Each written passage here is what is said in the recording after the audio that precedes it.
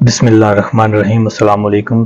Tariq Javed Khokhar advocate. उम्मीद करता हूँ आप सब ठीक होंगे। अल्लाह पाक सबको अपनी हिफ्ज़ व अमान में रखे। लॉ फॉर यू चैनल को सब्सक्राइब कर लें, लाइक शेयर कमेंट्स करें और अपनी राय का इजहार भी करें।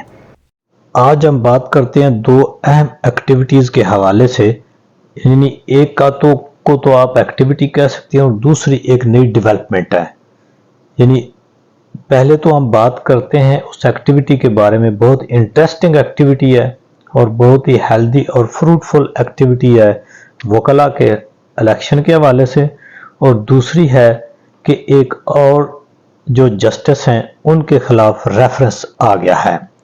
पहले हम बात कर लेते हैं एक्टिविटी के हवाले से कि सुप्रीम कोर्ट बार का इलेक्शन है। इलेक्शन जो है ये तकरीबन अक्टूबर में होता है, अक्टूबर के आखिरी हफ्ते में।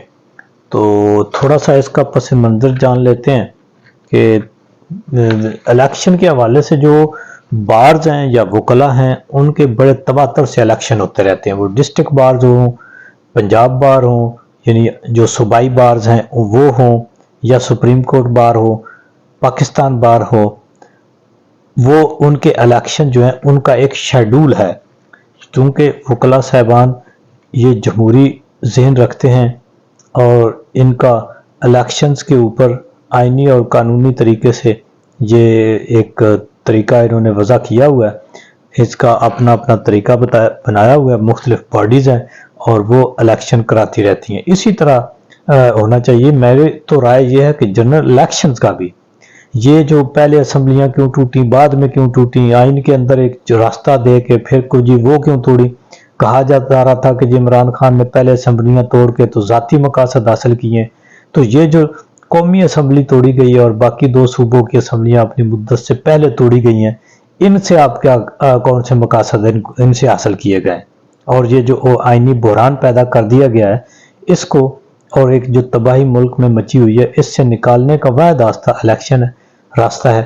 तो हम आते हैं जी असल मौजू की तरफ के सुप्रीम कोर्ट बार एसोसिएशन के आज यानी 31/10 को इलेक्शन है और इसके कोई तकरीबन 3075 के लगभग इसके वोटर जो हैं वो रजिस्टर्ड वोटर हैं वो वोट डालेंगे। और कोई 1200 के लगभग इसके जो हैं पोलिंग स्टेशन बनाए गए हैं पूरे मुल्क में। तो देखते हैं कि इनके अंदर कैंडिडेट्स की क्या सूरत हाल है, कौन कौन से ग्रुप्स हैं और क्या इसका थोड़ा सा जो वकला साहबान है वो तो ऑलरेडी समझते हैं, लेकिन कोशिश करूंगा कि आम आदमी के समझने के लिए जो उसकी समझ के मुताबिक इसको जो है वो मैं इलेबोरेट कर सकूं। तो दो मेन ग्रुप हैं जी, और भी यानी तकरीबन आप ये समझ लें कि नीचे डिस्ट्रिक्ट बार से लेकर ऊपर तक दो ही मेन ग्रुप हैं। एक है आसमा जहांगीर ग्रुप, जो मोहतरमा आसमा जहांगीर साहबा जो है फौत हो चुकी हैं। ये इंडिपेंडेंट लॉयर ग्रुप है और ये एक किस्म का आप ये कह लें कि ये पहले तो लेफ्ट विंग का जो ग्रुप है वो समझा जाता था। और ये स्पेशली ह्यूमन राइट्स के ऊपर, आइन और कानून की बहाली के ऊपर इनका बड़ा ज़बरदस्त स्टांस होता था मोहतरमा आसमा साहबा का। और वो बड़ी एक पाए की वकील थी और हमेशा उन्होंने ह्यूमन राइट्स की, लॉ एंड ऑर्डर को कानून और आइन के तहत मुल्क को चलाने की बात की है और इसके लेकर उनकी बड़ी स्ट्रगल भी थी। आजकल देखा जाए तो मैं समझता हूं कि इस ग्रुप का जो चेहरा है वो कुछ और हो चुका है। यानी मौजूदा उसको रिप्रेजेंट कर रहे हैं आजम तारड़ साहब, जिनका किरदार आप सबके सामने है कि जिन्होंने आइन और कानून का हुलिया बिगाड़ने में, यानी बुनियादी जो बेसिक राइट्स और बेसिक हुलिया था आइन का, वो बिगाड़ने में इन्होंने एक अहम किरदार अदा किया है। और ऐसी कानून साजी के मशवरे इन्होंने दिए हैं जिनका बिल्कुल ही आइन और कानून से कोई ताल्लुक नहीं है। तो दूसरा एहसन भून साहब ये इसको रिप्रेजेंट कर रहे हैं और इनकी तरफ से जो मौजूदा आज के सदर के कैंडिडेट हैं वो हैं शहजाद शौकत साहब, और जो सेक्रेटरी के कैंडिडेट हैं वो हैं सैयद अली इमरान साहब। तो मोस्टली आजकल तो इस सिनेरियो में देखा जाए तो जो نون لیگ کی زیادہ ریپریزنٹیشن ہے اس کے اندر، تو دیکھتے ہیں کہ یہ اس دفعہ کیسے پرفارم کرتے ہیں، لوزر بھی ہیں۔ دوسری طرف ہیں تو حامد خان صاحب ہیں، جیسا کہ آپ جانتے ہیں کہ وہ پی ٹی آئی کے بہت ہی اہم جو ہے وہ لیڈر بھی ہیں۔ تو ان کا گروپ ہے پروفیشنل لائر گروپ، ان کو جو ہے وہ یہ یعنی دائیں بازو کے سمجھے جاتے ہیں، مینز کہ پاکستان کی اساس کے ساتھ کام کرنے والے جو لائرز ہیں، پاکستان کے آئین کے ساتھ جو پروفیشنلی آئین کو ریپریزنٹ کرتے ہیں، وہ یہ تصور کیے جاتے ہیں۔ اور یہ ان کو آئی ایل ایف جس طرح بھی بیسیکلی تو دیکھا جائے تو یہ جتنے بھی لائرز ایسوسیشنز ہیں، ان کا یہ انڈیپینڈنٹ ہوتی ہیں، یہ ان کو یہ نہیں سمجھا جاتا کہ یہ کسی سیاسی جماعت کا ونگ ہے، لیکن چونکہ اسٹوڈنٹ لیول پہ یا کئی چھوٹے چھوٹے گروپ ہوتے ہیں جن کی افیلیشن پارٹی کی حد تک ہوتی ہے، تو وہ ادھر جس طرح مسلم لیگ نون کا لائر ونگ گروپ ہے تو وہ ان کے ساتھ ہیں، اعظم نذیر تارڑ وغیرہ کے ساتھ، جس طرح کہ یہ ان کے جو دوسرے تارڑ صاحب ہیں وہ بھی اس کو ریپریزنٹ کرتے ہیں، رفیق تارڑ صاحب کے جو بیٹے ہیں وہ بھی، تو عطا تارڑ صاحب، تو یہ ایک ان کا ہے۔ اور ادھر انصاف لائر گروپ وغیرہ دوسرے جو لائر اور ینگسٹر ہیں وہ زیادہ تر حامد خان گروپ کے ساتھ ہیں۔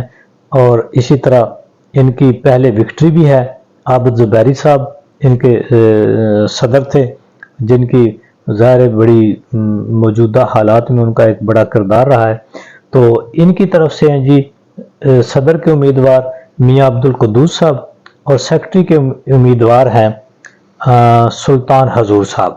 تو یہ آج ایک بہت دلچسپ ایکٹیویٹی ہے، بہت ہیلدی ایکٹیویٹی ہے، اور تمام پورے جو لائرز کمیونٹی ہے پورے ملک کی، وہ بڑی اس کے ساتھ انٹرسٹڈ ہیں۔